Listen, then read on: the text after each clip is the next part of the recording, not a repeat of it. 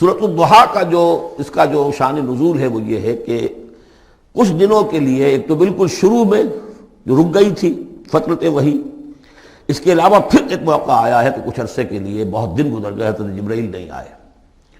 اور آپ کے اوپر ایک شدید قسم کی جو ہے وہ پریشانی طاری ہو گئی۔ کچھ لوگوں نے بھی طعنہ دینا شروع کر دیا، کچھ عرصے سے محمد تم نے کوئی نئی وحی نہیں سنائی، کیا ہوا تمہارا شیطان کیا چلا گیا بس اب؟ کوئی ایسا بھی بتایا گیا کہ ایک دفعہ کئی متواتر کئی راتوں تک آپ رات کو اٹھے نہیں،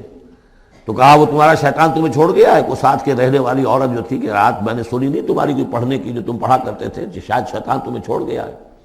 خود آپ کو جس قدر ایک اشتیاق رہتا تھا کہ وہی آئے اور آپ کی وہ روح کو جو ہے مزید اور غذا اور تر و تازگی جو ہے وہ مسلسل ملتی رہے، اس کی وجہ سے یہاں تک آتا ہے کہ حضور فرماتے ہیں کہ اس درجے میں رنج اور غم میں تھا کہ میں سوچتا بربنائے طب بشری، اس درجے حضور کے اوپر جو ہے یہ شاخ گزر رہا تھا کہ وہی کیسے بند ہو گئی۔ اور اس میں یہ بھی تھا کہ اللہ ناراض تو نہیں ہو گیا، کیا مجھ سے کوئی خطا تو ایسی نہیں ہو گئی، یہ سبب کیا ہوا ہے؟ یہ ہے وہ کیفیت کہ جس کے اندر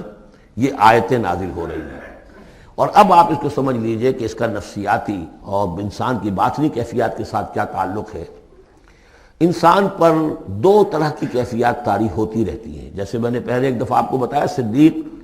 اور شہید کے درمیان جو فرق ہے بنیادی، کہ کچھ بنیادی طور پر لوگ ایکسٹروورٹس ہوتے ہیں، کچھ بنیادی طور پر انٹروورٹس ہوتے ہیں۔ ایکسٹروورٹس کھیل کود بھاگ دوڑ، لوگوں سے ملنا جلنا، گفتگو ہے، اسے دھکا دے دیا، اس سے مذاق کر لیا، اسی میں وہ خوش رہتے ہیں، بڑے مگن رہتے ہیں، تنہائی انہیں کاٹ کھانے کو دوڑتی ہے۔ اور ایک انٹروورٹس ہوتے ہیں کہ وہ مجلس وغیرہ کو نہیں ہوتا، اپنے تنہائی میں کہیں بیٹھے ہیں، غور و فکر کر رہے ہیں، سوچ بچار کر رہے ہیں، انہیں وہ مجلس سے زیادہ اپنا گوشہ تنہائی جو ہے وہ زیادہ عزیز ہوتا ہے۔ تو یہ دو مزاج اللہ نے بنائے ہیں۔ اسی طرح ہر انسان کے اوپر آلٹرنیٹلی کچھ کیفیات آتی ہیں جس کو ہم کہتے ہیں میرا موڈ آف ہے، ایک طرح کا قبض سا ہو جاتا ہے طبیعت میں بندش سی ہوتی ہے، کسی وقت اسی شخص کے اندر پھر انشراح سا ہو جاتا ہے، پھر ہنسنے بولنے کو جی چاہتا ہے، گفتگو کرنے کو جی چاہتا ہے۔ تو یہ کیفیت جب انسان کی روحانی زندگی سے متعلق ہو جائے تو اس کو پھر صوفیہ نے نام دیا قبض اور بسط۔ کبھی طبیعت میں انشراح ہے، انبساط ہے، طبیعت جو ہے وہ آمادہ ہے، ہر چیز میں روشنی کا پہلو آدمی دیکھ رہا ہے، ہر چیز کے اندر آپ کو معلوم ہے ایک تاریک رخ بھی ہوتا ہے کسی معاملے کا اور روشن رخ بھی ہوتا ہے، اس وقت انسان روشن رخ کو دیکھتا ہے۔ اور ایک وقت میں آتا ہے کہ طبیعت میں بندش سی لگ گئی ہے، جیسے اندر کوئی پکڑ لیا کسی نے، اب طبیعت جو ہے وہ بھی اپنے اندر وہ انقباض محسوس کر رہی ہے، اور پھر آدمی پیسیمسٹک ہو جاتا ہے، نا امید سا ہوتا ہے، پھر اسے ہر معاملے کا تاریک پہلو زیادہ نظر آنے لگتا ہے۔ تو یہ قبض اور بسط کی کیفیات ہیں۔ جب کبھی قبض کی کیفیت ہو، قاضی ثناء اللہ پانی پتی رحمۃ اللہ علیہ نے تفسیر مظہری میں لکھا ہے کہ قبض کی کیفیت میں اس صورت کا پڑھنا تریاق ہے،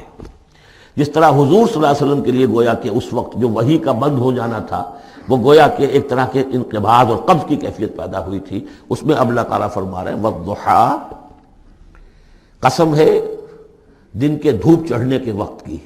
واللیل اذا سجا، اور قسم ہے رات کی جبکہ وہ چھا جائے یا ساکن ہو جائے، سجا کے دونوں معنی ہے سکون۔ اب دیکھیے ان دونوں کو کیوں لائے، اس لیے کہ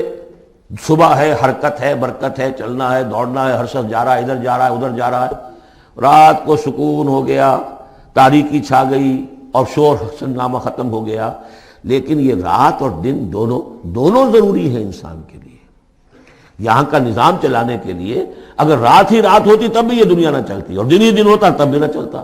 تو رات بھی ضروری ہے۔ اسی طریقے سے نفس انسانی کے لیے کبھی کبھی قبض کا وقفہ بھی ضروری ہے۔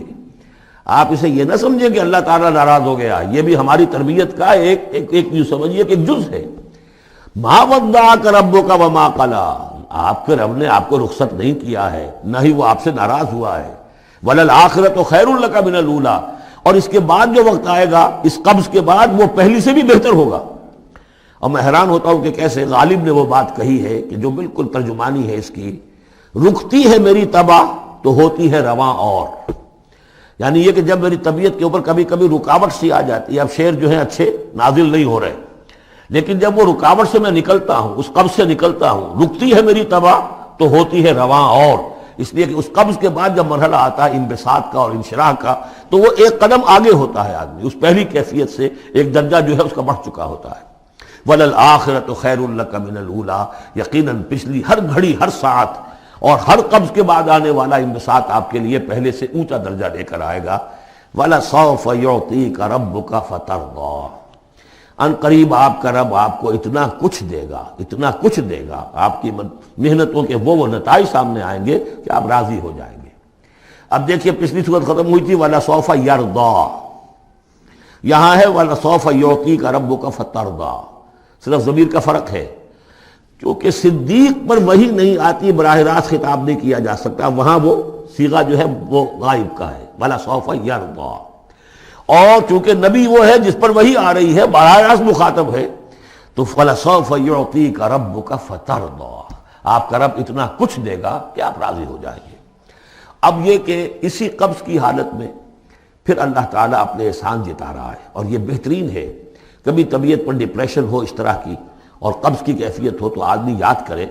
کس کس مرحلے پر اللہ نے میری دستگیری فرمائی، کن کن مراحل پر اللہ تعالیٰ نے مجھے مشکلات سے نکالا، اس سے وہ حوصلہ بڑھتا ہے۔ اور اس کو بھی سمجھیے کہ اسی انداز میں الم یجد کا یتیما فآویٰ، یہ سیرت النبی کے بڑے اہم حصے ہیں جو اس میں آ گئے ہیں۔ آپ کی پیدائش یتیمی ہوئے، پوسٹیومس چائلڈ، باپ تو پہلے ہی فوت ہو چکا ہے، 6 سال کی عمر میں والدہ گئی، 8 سال کی عمر میں دادا گئے، اور وہ یعنی جو آپ نے دیکھا ہے ابتدائی زمانہ زندگی کا تو وہ یتیمی کا۔ الم یجد کا یتیما فآویٰ، کیا اس نے اے محمد آپ کو نہ پایا کہ آپ یتیم تھے، پھر پناہ دی، آپ کے لیے بندوبست کیا، دادا کے دل میں جو شفقت ڈالی، پھر آپ کے تایا زبیر کے دل میں جو شفقت ڈالی۔ عبد المطلب کے بعد فوراً ابو طالب کا نام آتا ہے، حالانکہ یہ غلط ہے تاریخی اعتبار سے۔ عبد المطلب کے بعد کافی عرصے تک زبیر جو آپ کے تایا تھے وہ سرپرست تھے، پھر ان کے انتقال کے بعد ابو طالب کا معاملہ آیا، لیکن ان کو بیچ میں سے غائب کر دیا گیا ہے۔ بہرحال اللہ تعالیٰ جو بھی کسی کے دل میں ڈالتا ہے، آخر ابو طالب کے دل میں محبت ڈالی تو کس نے ڈالی؟ وہ ہم پڑھ چکے ہیں سورہ طٰہٰ میں، وَأَلْقَيْتُ عَلَيْكَ مَحَبَّةً مِّنِّي، حضرت موسیٰ علیہ السلام کی موہنی صورت کے اوپر اللہ تعالیٰ فرماتے ہیں ہم نے اپنی محبت کا پرتو ڈال دیا کہ تمہیں دیکھنے کے بعد وہ قتل کرنے کے ارادے سے باز رہ گئے، ان کے ہاتھ شل ہو گئے، ایسی موہنی صورت، اسے قتل کر لیں۔ وَأَلْقَيْتُ عَلَيْكَ مَحَبَّةً مِّنِّي وَلِتُصْنَعَ عَلَىٰ عَيْنِي، یہ ہوا ہے۔ تو فرمایا الم یجد کا یتیما فآویٰ ووجدک ضالا فہدیٰ، اور پھر جب آپ شعور کی پختگی کو پہنچے اور غور و فکر کا مرحلہ آیا، حقائق میں انسان کو سوچ بچار کا مرحلہ آیا، اور آپ کو دیکھا کہ آپ تلاش حقیقت میں سرگرداں ہیں، تو ہدایت دی۔ وہ آگے آ جائے گا، بہت قریب پہنچ گئے ہم، اقرأ بسم ربک الذی خلق، وہ مرحلہ جب آئے گا۔ وَوَجَدَكَ عَائِلًا فَأَغْنَىٰ، اور پایا آپ کو تنگ دست تو غنی کر دیا۔ کس طرح سے راستہ پیدا کیا ہے خدیجہ الکبریٰ رضی اللہ تعالی عنہا نے، جو بھی ان کے آپ کے محاسن دیکھے کتنی گرویدہ ہوئی ہیں۔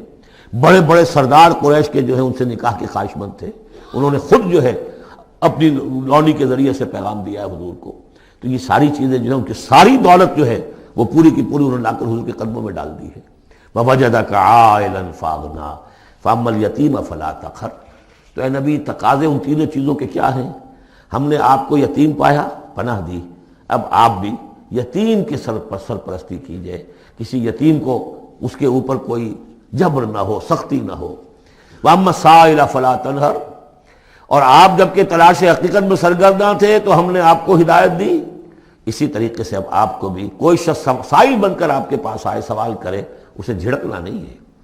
اسے جو بھی سائل دونوں طرح کے ہوتے، سوال کرنے والا کوئی علمی سوال، اور سوال کرنے والا کوئی مالی دولت، مالی مدد کے لیے۔